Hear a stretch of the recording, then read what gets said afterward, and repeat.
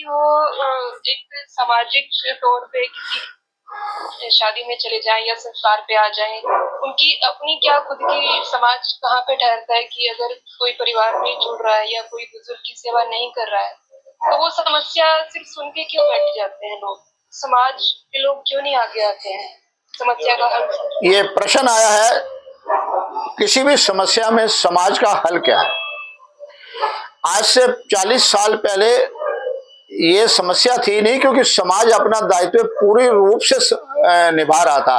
अगर किसी घर में प्रॉब्लम थी तो गांव के सभी लोग उसमें समस्या में बैठते थे, और चाहे खुशी थी 10-12 दिन खुशी मनाते थे, अगर मौत होती थी 10-12 दिन मौत का भी एक उत्सव था, सामने बैठते थे, तो समस्याएं का समाधान हो जाता था। आज कैसा ऐसा है ही नहीं।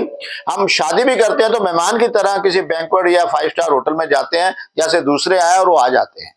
तो ये समस्या समाज की है, मगर समाज का हम भी तो सामाजिक हिस्सा हैं। हम अपना दायित्व अपने ऊपर समाज के प्रति क्या दे रहे हैं? क्या हमने ये एक्सपेक्टेशन करी है या हमने दायित्व समझा के कभी निभाया है?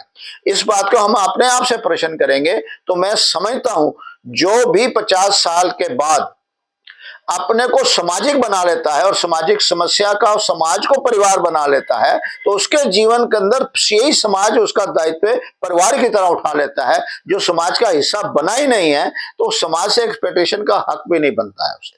मगर जैसे अभी कानून की बात हुई है, तो कानून भी एक समाज ने एक कानून बनाया है कि अगर समाज उसका दायित्व नहीं निभा रहा तो कानून के माध्यम से उसका दायित्व निभाना पड़ेगा। ये कानून तभी आता है। मानव से कानून अपनी समस्या का समाधान के लिए बनाया है, कानून ने मानव समाज नहीं बनाया है। मगर आज कानून भी समाज को ऊपर ऐसा थोपा जा रहा है कि समस्या उसकी भी है, कानूनी हक दे दिया गया, उसके कारण भी समस्या है। कानूनी हक जो है उसी का होना चाहिए, उसमें भी बदलाव की जरूरत है कि तूने जीवन काल के अंदर क्या क्या करा। सिर्फ तूने अगर उस घर में पैदा हो गया और तू नालायक निकला है और तूने कभी परवाह, तब भी तेरी जायदाद का उतना हक है, जबकि समाज के अंदर है। जैसे अभी एक विचार आया था कि आपके सहयोगी ने, समाज में किसी आदमी ने उसके आपकी सेवा करी और आपने उसे तनख्वाह देकर छोड़ दिया, तो ये भी हमारा उसके प्रति भी दायित्व है कि उसने संतान की तरह हमारा सेवा करी है, तो हम उसके अंदर अपनी जायदाद का कुछ हिस्सा उसको भी दें।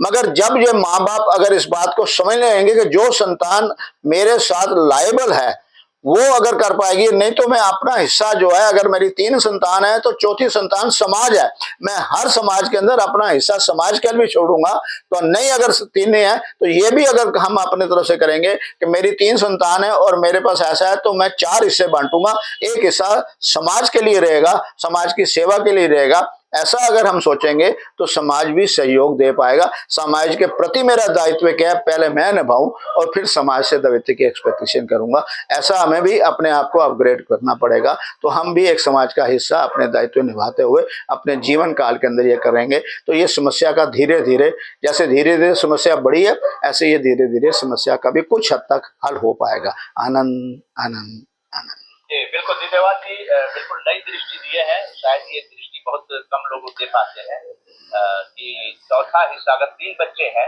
तो चौथा हिस्सा समाज के लिए रखिए, तो फिर देखिए समाज आपकी किस तरह से आपके वृद्धावस्था में सहारा बनता है। समाज को छोड़िए मत।